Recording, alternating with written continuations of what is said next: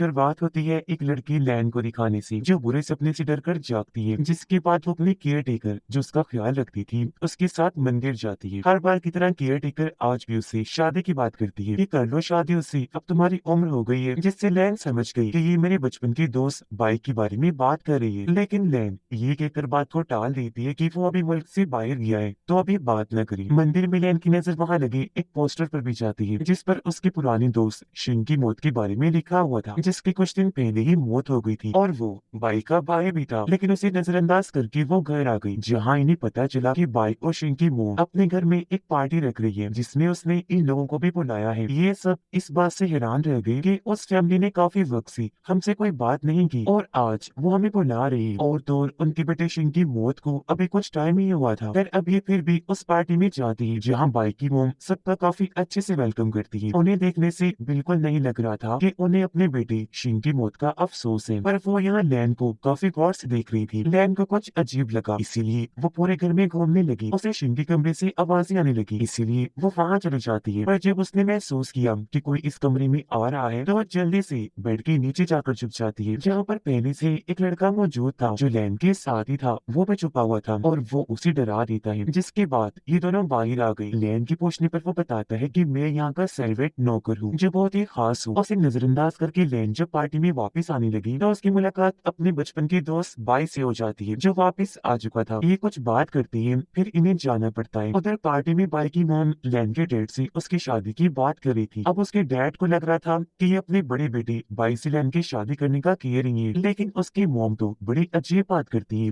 कहने लगी कि मैं लैन को अपने मरे हुए बेटे शिन की वाइफ बनाना चाहती हूँ, क्योंकि वो जानती थी कि शिन की आत्मा घर में आती रहती है, इसलिए वो लैन को भी उसके गोस्ट ब्राइड बनाना चाहती थी, जो बहुत की तरह ही शिन के साथ रही, उससे बात वगैरह करी, क्योंकि शिन लैन को प्यार करता था। बाई की मॉम यहाँ लैन के डैड को लालच देती है, लेकिन वो अपने बेटे की जिंदगी बर्बाद करना नहीं चाहती थी, इसीलिए इनकार करके पार्टी से चली जाती है। रात को लैन के सपने में शिन की आत्मा आई, जो उससे शादी करने का कह रहा था, लेकिन इससे डरकर लैन की आंख खुल गई। वो जब नीचे आई तो केयर टेकर से उसे पता चला कि डैड एक मीटिंग के लिए शहर से बाहर गई है। तभी लैन से मिलने उसके घर बाई आता है और ये दोनों बाहर घूमने चली गई। लैन काफी खुश नजर आ रही थी, पर घर लौटने पर वो उदास हो गई, क्योंकि उसके डैड बुरी हालत में बेहोश पड़े थे, जिन्हें ऐसी हालत की वजह से उनके दोस्त वापिस ले आए थे। उसके डैड को होश नहीं आ रही थी। दिन से रात हो गई, पर उनकी हालत में कोई सुधार नहीं आ रहा था। लैन रात के वक्त अपने डैड के पास ही बैठी थी कि तभी उसकी आंख लग गई, जहाँ उसके सपने में दोबारा शिंग आया, जो इस बार भी उसे शादी के लिए ही कह रहा था, मगर वो उसे डरा भी देता है। तो चीख के साथ लैन की आंख खुल गई। अगली सुबह उसने ये बात केयर टेकर को बताई, जिस पर वो लैन को एक ऐसी औरत के पास ले गई जो बहुत पकाने का काम करती है, लेकिन इसका भी कोई फायदा नहीं होता, क्योंकि इस रात शिंग दोबारा से उसके सपने में आ गया। एक बार फिर उसे शादी के लिए प्रपोज करता है। इस बार उसने अपनी आंखें ड्राउनी कर ली थी, पर लैन उसके साथ शादी करने से साफ साफ मना कर देती है, जिस पर शिंग उसे बताता है कि तुम्हारे डैड कभी ठीक नहीं हो सकते, क्योंकि उनकी आत्मा तो यहाँ आत्माओं की दुनिया में भटक रही है। अपने डैड की ये बात जानकर लैन काफी घबरा गई और वो शिंग को कहती है कि तुम जैसा कहोगी मैं वैसा ही करूंगी, बोलो क्या चाहती हो तुम। इस पर शिंग कहता है कि मैं तुमसे शादी करूंगा, लेकिन उससे पहले तुम्हें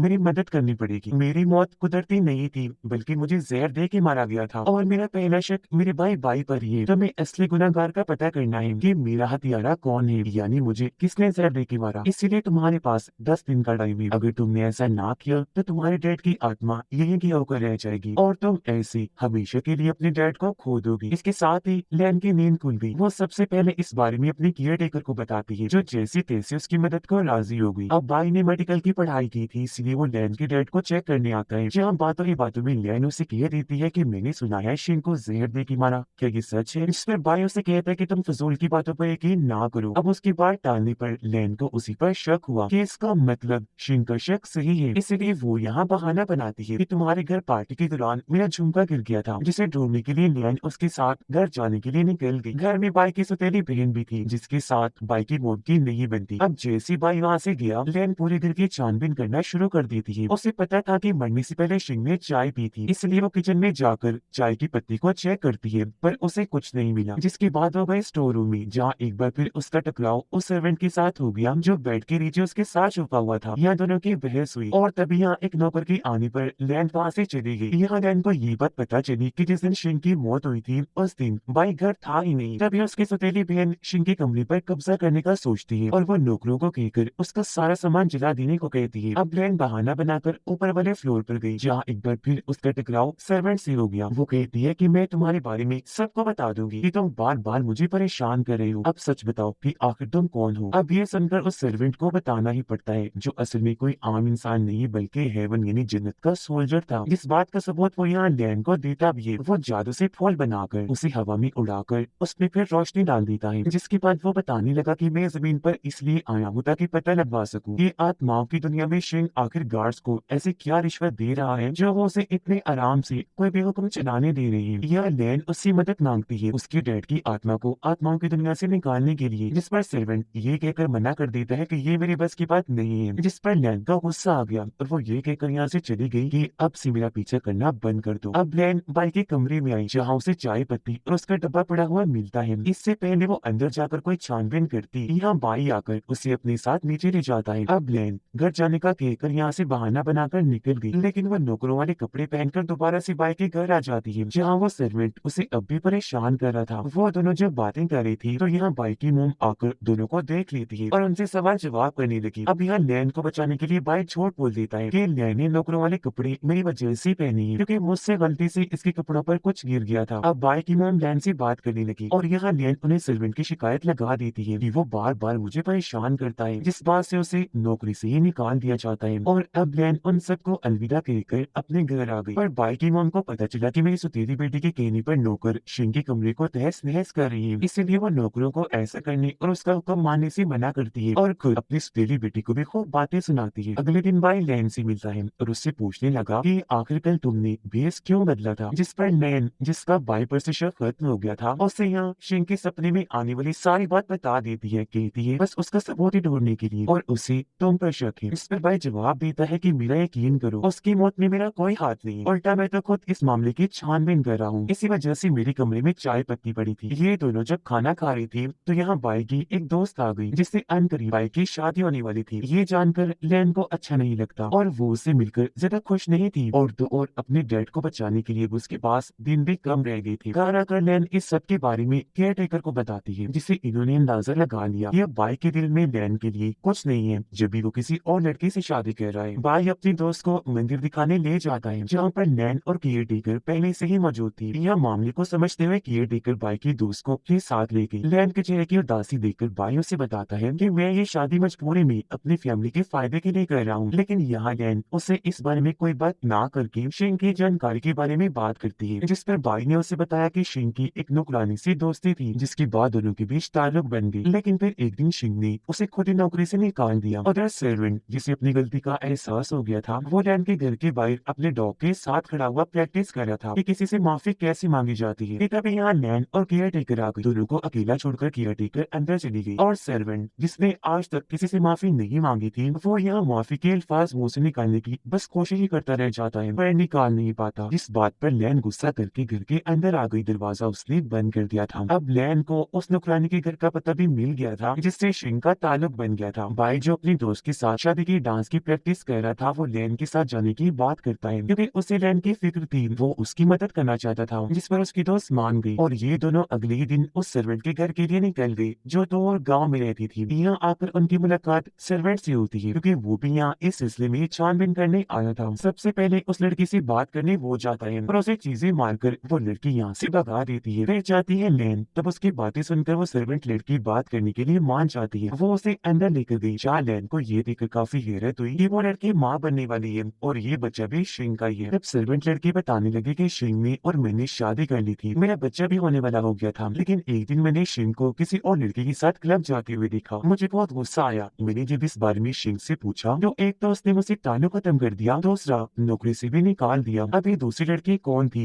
ये लोग समझ नहीं पाते, लेकिन उसके छानबीन में अब लग जाती है। ये कहानी जब बाई को पता चली तो वो लैन को बताता है कि मुझे अपने सुतेली बहन पे शक है, क्योंकि क्लब्स वगैरह में वो जाती है। खैर वो अब यहाँ से चला गया, जबकि सर्वेंट आकर आखिरकार लैन से माफी मांग ही लेता है। घर आने के बाद लैन ये सोचकर काफी परेशान हो जाती है कि अब मेरे पास बस एक ही दिन बचा है, इसीलिए वो बाई से मिलने उसके घर जाती है। और जब उसे पता चला कि उसकी सुतेली बहन घर पर नहीं बल्कि क्लब गई है, तो वो अकेली उससे बात करने क्लब चली जाती है, जहाँ पर सर्वेंट उसकी मदद करने यहाँ भी आया हुआ था। अब इन दोनों को बाई की सुतेली बहन ने देख लिया था, इसीलिए वो अपने एक आदमी को कहती है, मेरे रोको, ये मेरे पीछे ना आए। जो कहकर वो यहाँ से निकल जाती है। अब सर्वेंट अकेला ही उस आदमी को रोकने में लग गया और लैन को बाइक की सुतीली बहन के पीछे भेजता है। लैन को एक अंधेरी वाली गली से होकर गुजरना पड़ रहा था, लेकिन तभी कोई आकर उसके मुंह पर कपड़ा रख देता है। उसका दम घुट गया और वो वहीं बेहोश हो जाती है। फिर जब उसे होश आई तो वो खुद को काफी डरावनी सी जगह पर पाती है। वो जब वहाँ से उठी तो सामने शिंग था, जिससे उसे पता चला कि वो भी आत्माओं की दुनिया में आ चुकी है। यहाँ लैन की मुलाकात अपने डैड की आत्मा से हुई, जिनकी हालत खराब थी क्योंकि अब उनके पास वक्त बहुत ही कम बचा था। ये देखकर लैन काफी घबरा गई और वो शिंग के आगे अपने डैड की जान की भीख मांगती है। कहने लगी कि इसके लिए मैं कुछ भी करने को तैयार हूँ, जिस पर यहाँ सीधा वो शादी की बात ही करता है। हालांकि लैन की डैड उसे रोकते भी हैं, पर वो उनकी बात ना सुनकर शिंग के साथ चली जाती है, जिससे उसके डैड तो होश में आ गई, लेकिन सर्वेंट बेहोश लैन को उसके घर ले आता है। उसकी ऐसी हालत देखकर लैन की डैड और केयर टेकर दोनों ही काफी परेशान हो जाती है। ये खबर जैसे बाई को लगी वो उसे चेक करने आ जाता है। लैन के डैड जो बहुत परेशान थे वो बाई और सर्वेंट को कहते हैं कि प्लीज इस बारे में छानबीन शुरू कर दो कि आखिर मेरी बेटी को बेहोश किसने किया। अब बाई जिसको अपनी बहन पर शक था वो लैन के डैड को अपने घर ले आया, जहाँ ये दोनों उससे पूछने लगती है कि तुमने लैन को बेहोश क्यों किया, जिस पर वो यहाँ साफ साफ मना कर देती है कि मैंने ऐसा कुछ नहीं किया। आत्माओं की दुनिया में शिंग लैन को घुमा फिरा रहा था, जहाँ लैन उससे ये उगलवाने की कोशिश करती है कि आखिर तुम यहाँ ऐशो आराम की जिंदगी कैसे जी रही हो, जिस पर वो कुछ ना बताकर सिर्फ ये कहता है कि इतना मत सोचो और यहाँ की ऐशो आराम के तुम भी मजे लो। वो उसे अपना महल भी दिखाता है जो काफी बड़ा और आलीशान था। अंदर ले जाकर लैन को नौकरानियों से मिलवाता है जो यहाँ लैन के साथ रहेंगी, उसके सारे काम भी करेंगी, साथ ही उस पर नजर भी रखा करेंगी। अब सर्वेंट अपनी हेड जो खुद भी हेवन सोल्जर थी उससे इजाजत मांगता है कि आप मुझे आत्माओं की दुनिया में जाने दें, जिस पर वो मान भी गई। साथ ही उसे एक तलवार भी देती है, ये कहकर कि वहाँ तुम्हारी कोई भी ताकत काम नहीं करेगी, बेशक तुम हेवन सोल्जर ही क्यों ना हो। आत्माओं की दुनिया में लैन को अपने कमरे में एक कंपास पड़ा मिलता है जो रास्ते बताता है। उसने जैसे उसे छुआ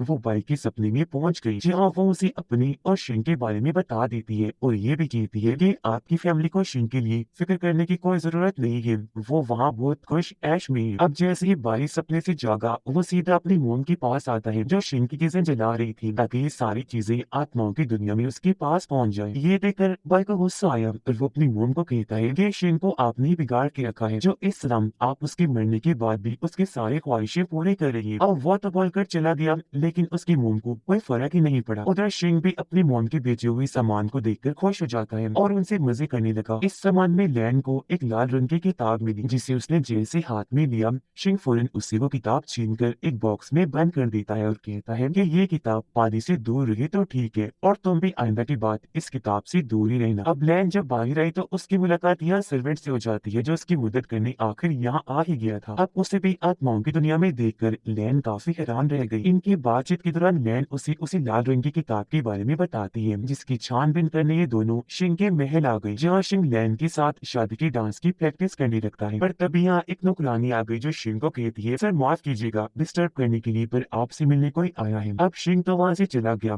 लेकिन लैन जिसको शक था वो भी उसके पीछे पीछे जाती है। जिससे शिंग बात कर रहा था उसका चेहरा तो वो नहीं देख पाती, लेकिन उसके हरे रंग के जूते जहन में रख लेती है। इस बारे में भी उसने आकर सर्वेंट को बताया और अब ये दोनों तो सबूत की तलाश में निकल गई, पूरे महल की तलाशी लेने लगी, जहाँ एक खुफिया कमरे में आने के बाद इन्हें वो किताबों वाला बॉक्स भी मिल जाता है। जमीन पर केयर टेकर एक काला जादू करने वाली औरत की मदद से आत्माओं की दुनिया का दरवाजा खोलने की कोशिश कर रही थी। उधर बॉक्स की रखवाली करने वाला एक शैतान इन पर हमला कर देता है, लेकिन लैन उसके सर पर पत्थर से वार करके उसकी जान ही ले लेती है। बॉक्स खोलकर एक लाल किताब ये अंदर से निकालती है। यहाँ लैन को शिंग की बात याद आई कि किताब को पानी से दूर रखना चाहिए, इसलिए वो किताब को वहाँ के पानी में डुबो देती है, जिससे अगले ही सेकंड में वो किताब काले मोती में बदल जाती है। जिसे देख सर्वेंट समझ गया कि ये मोती बहुत कीमती है और ये मोती शिंग यहाँ के गार्ड्स को रिश्वत के तौर पर देता है, जिसे वो गार्ड्स खाते हैं। अब तभी इन्हें केयर टेकर का मैसेज मिलता है कि हमने आत्माओं की दुनिया का दरवाजा खोल दिया है, जल्दी से वहाँ से निकल आओ। अब लैन और सर्वेंट जल्दी से भागकर बाहर आए ताकि उस रास्ते से निकलकर अपनी दुनिया में जा सके, लेकिन तभी काले साई जो आत्माएं थी वो इन पर हमला कर देती है। तो यहाँ तलवार से सर्वेंट्स उन आत्माओं से अकेला ही लड़ने लगा, पर वो ढेर सारे थे, इसलिए सर्वेंट पे बारें पड़ने लगी। इसे मुसीबत में देखकर लैन भी उन आत्माओं से लड़ने लगी। वो एक दो आत्मा को ही मार पाती है, लेकिन आखिर में उसकी मदद सर्वेंट ही करता है। वो अपनी तलवार से सारी आत्मा को तो खत्म कर चुका था, लेकिन तब तक दुनिया में जाने का रास्ता बंद हो गया था। पर वो लैन को उदास ना होने का कहता है और ये भी तुम फिक्र ना करो, मैं तुम्हें यहाँ से निकाल के ही रहूंगा। और ये वापस शिंग के महल में आ गई। उधर लैन के डैड क्लब की उसी गली में आ गए, जहाँ लैन को बेहोश किया गया था। यहाँ उनके हाथ एक रुमाल लग गया जिस पर बड़े डिजाइन को देखकर वो काफी हैरान रह गई और समझ गई कि ये काम जरूर बाई के घर में काम करने वाले नौकरों में से किसी का है, क्योंकि नौकरों के पास जो रुमाल होता है उस पर यही डिजाइन बना होता है। अब एक दिन शिंग की मोम बहुत सारी किताबें जलाकर उन्हें शिंग के पास भेजती है, जिससे यहाँ ये समझ लग गई कि आत्माओं की दुनिया में जो मोती शिंग को मिलती है वो उसकी मोम की वजह से मुमकिन है। अब आत्माओं की दुनिया में लैन को असल झटका तब लगता है जब वो अपनी मोम से मिली। दोनों माँ बेटी एक दूसरे से मिलकर काफी खुश हुई। लैन से पूछती है कि मोम आप यहाँ पर कैसे? इस पर उसकी मोम कहती है मेरी बेटी तुम्हारे बगैर रहा नहीं गया, तुम्हें यहाँ आ गई। यहाँ वो सर्वेंट से भी मिलती है, जिसके बाद लैन को खबर होती है कि शिंग महल से बाहर गया है, जिस चीज का फायदा उठाकर वो अपनी मोम के साथ उसके कमरे में जाती है। पर थोड़ी ही देर में शिंग वापिस आ गया। अब लैन यहाँ अपनी मोम को तो कमरे से निकाल देती है लेकिन खुद निकल नहीं पाती, इसलिए शिंग से बहाना बना देती है कि वो मैं अपने लिए शादी में पहनने वाला सूट लेने आई थी, जिस पर शिंग उसे गले से लगा देता है। अब उन दोनों को छुपकर सर्वेंट और लैन की मोम देख रहे थे। दोनों को इतना पास देखकर सर्वेंट को बिल्कुल अच्छा नहीं लगता। लैन के डैड उस रुमाल को जब बाई को दिखाते हैं तो वो अपने नौकरों को बुलवा कर छानबीन करने लग जाता है, जहाँ उसे एक नौकरानी के बेड से जहर और बेहोशी की दवा मिलती है। यानी कि लैन को बेहोश करने वाला और शिंग का कातिल एक इंसान है, जिससे यानी उस नौकरानी को इन्होंने पकड़ तो लिया, पर वो खुद इन चीजों को देखकर काफी हैरान हुई। कहती है कि मुझे फंसाया जा रहा है। वो बाई को यकीन दिलाने की कोशिश करती है, पर वो उसकी बात पे यकीन किए बगैर उसे गिरफ्तार करवा देता है। दूर खड़ी होकर बाई की दोस्त ये सब देख रही थी, जिसके रंग उड़ गए। वो काफी परेशान लग रही थी। शिंग लैन को आत्माओं की पार्टी में लेकर आता है और सबके सामने उसे गले से लगा देता है। पार्टी में सारी आत्माओं ने चेहरों पर मास्क लगाए हुए थे, जिनमें सर्वेंट भी शामिल था, और ये नजारा देखकर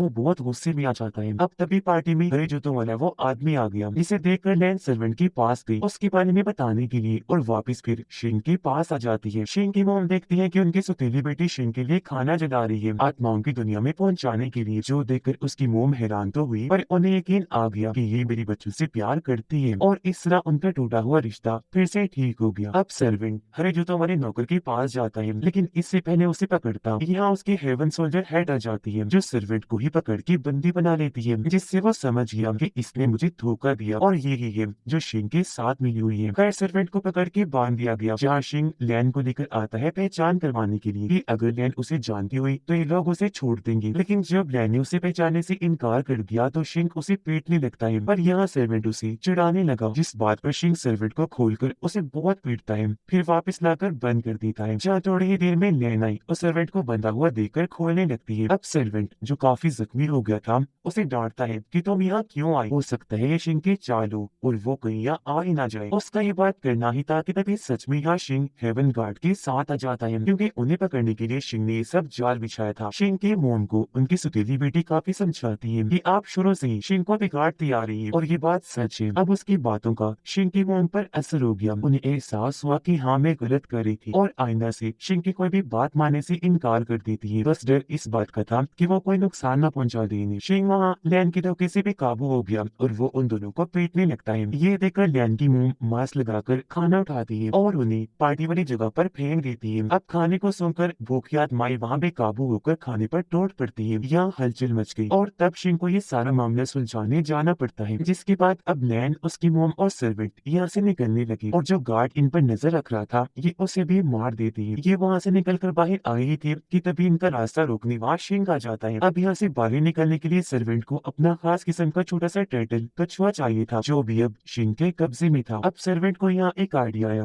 वो अपनी तलवार निकालकर शिंग से लड़ने लगा। तलवार बाजी में क्योंकि सर्वेंट काफी माहिर था इसलिए शिंग पर वो भारी पड़ता है, तो तब शिंग के गार्ड आकर सर्वेंट को उठाकर दूर फेंकी मारती है। अब इस लड़ाई में लैन भी घुस गई, वो भिड़ते हुए आखिर टर्टल को सर्वेंट के हवाले कर ही देती है। अब शिंग ने खुद तलवार उठा ली थी और वो जैसे लैन पर हमला करने लगा कि तभी सामने उसकी मोम आ जाती है, जो तलवार लगने से जख्मी हो गई। पर तभी यहाँ सर्वेंट अपना वो खास किस्म का कछुआ बजा देता है, जो सीटी की तरह काम करता है, और ऐसा होते ही बहुत सारी रोशनियां हेवन से जमीन पर आने लगी, जो दरअसल हेवन सोल्जर थी। वो शिंग और हेवन सोल्जर्स की गार्ड को धोखा देने पर गिरफ्तार कर लेती है। जमीन पर बाई, उसकी दोस्त और लैन की डेड बातें कर रही थी। वो इस बात से खुश थी कि असली गुनाहगार पकड़ी गई, यानी वो नौकरानी। लेकिन यहाँ गलती से बाई की दोस्त के मुंह से ये निकल जाता है कि वो पागल क्लब की उस गली में गई ही क्यों थी, औरतों को वहाँ जाना नहीं चाहिए। अब ये सुनकर बाई काफी हैरान रह गया कि इसे कैसे पता, जबकि मेरे तो इसे कुछ बताया ही नहीं था। इसलिए वो अब अपने दोस्त से सवाल करने लगा और सब कुछ सच सच बताने का कहता है, जिस पर अब यहाँ उसकी दोस्त को अपने सारे गुनाह कबूल करनी पड़ती है कि हाँ मैंने ही लैन को बेहोश किया था और शेन की कातिल भी मैं ही हूँ। और अब वो सबसे चौंका देने वाली बात बताती है। वो बाई को कहती है कि शेन के साथ जिस लड़की का चक्कर था, जो क्लब्स में जाती थी, जिस वजह से नौकरानी को शेन ने निकाल दिया, वो लड़की और कोई नहीं बल्कि मैं ही हूँ। मैंने शेन के साथ मिलकर तुम्हें धोखा दिया और इसी बात को लेकर शेन मुझे ब्लैकमेल करता था। मुझे कुछ समझ नहीं आई तो मैंने उसे कत्ल करने का कदम उठाया। ये जानकर बाई का दिल जैसे टूट ही जाता है। और अब यह सारे गुनाह कबूल करने पर लियान की डैड पुलिस को यहाँ बुलाती है और उसे गिरफ्तार करवा देती है। आत्माओं की दुनिया में लियान ने अपने गोद में अपनी जख्मी माँ को लिया हुआ था, जो वहाँ दम तोड़ती थी, लेकिन उनकी आत्मा को सुकून मिल गया था क्योंकि वो नेक थी। और तभी काली जुड़े लियान के पूरे जिस्म में फैल जाती है, जिसके साथ ही वो बेहोश हो गई और सर्वेंट उसका सर अपनी गोद में रख के रोता ही रह जाता है क्योंकि उसे लग रहा था कि लियान जैसे मर गई हो। और अब थोड़ी ही देर की बात असली दुनिया में हम लियान को जागता हुआ देखते हैं, जिसे दोबारा सही होता हुआ देखकर सारे काफी खुश हो जाती हैं। कुछ दिन के बाद बाई लियान को शादी के लिए प्रपोज कर देता है, पर वो कोई जवाब नहीं देती। उसे दरअसल सर्वेंट की याद आ रही थी। उसने जैसे उसके बारे में सोचा, अगले ही पल वो यहाँ आ जाता है, लेकिन वो उससे पूछती है कि अब तुम यहाँ क्यों आए, क्या वजह है बताओ। जिस पर वो बताता है कि तुम आत्माओं की दुनिया में काली जड़ों की वजह से सच में मर गई थी, पर तुम्हारी आधी जिंदगी के लिए मैंने कुर्बानी दी। मैंने अपनी पूरी जिंदगी की मेहनत को अपनी हेड को दे दिया, जिसके बाद उसने तुम्हें दुनिया में भिजवाया जिंदगी देकर, और अब मुझे दोबारा से हेवन सोल्जर बनने के लिए मेहनत करनी पड़ेगी नए सिरे से। ये सुनकर लियान को उसके लिए ख्याल आया और वो कहती है कि मैं इसमें तुम्हारी मदद करूंगी, पर वो मना करके वहाँ से चला जाता है। अगले दिन लियान जब अपने डैड से बात करती है तो वो उसे समझाती है कि बेटा हमेशा खुश रहो, जिस पर अगले ही दिन लियान सबके लिए अलविदा का नोटिस लिखती है क्योंकि वो दुनिया की सैर को जा रही थी। बाई के लिए वो खत में ये लिखती है कि मैं अभी शादी के लिए तैयार नहीं हूँ और हाँ वापिस आकर सोचूंगी इस बारे में, तब तक तुम भी अपने सपने पूरे कर लो। जिस पर अब बाई अपनी मेडिकल की पढ़ाई पूरी करने के लिए दूसरे मुल्क के लिए निकल जाता है। समंदर किनारे आकर लियान फिर से सर्वेंट को याद करने लगी, जो दोबारा वहाँ आ जाता है। लियान फिर से उसकी मदद करने का कहती है, जिस पर इस बार वो मान भी जाता है। इस बात से लियान खुशी खुशी उसके गले से लग जाती है, जिसे सर्वेंट को काफी अच्छा लगा। वो बस सोचता ही रह गया। निकलने से पहले सर्वेंट अपना बाजू चेक करता है, जहाँ पर भी लियान जैसी काली काली जड़ें थी जब वो आत्माओं के दुनिया में थी, जिसका मतलब कि अब सर्वेंट को भी कोई खतरा है, लेकिन ये दोनों मिलकर हर खतरे से निपट लेंगे। खुशी खुशी अपना सफर शुरू करने का फैसला करती है और इसी के साथ ये सीजन इधर ही खत्म हो जाता है।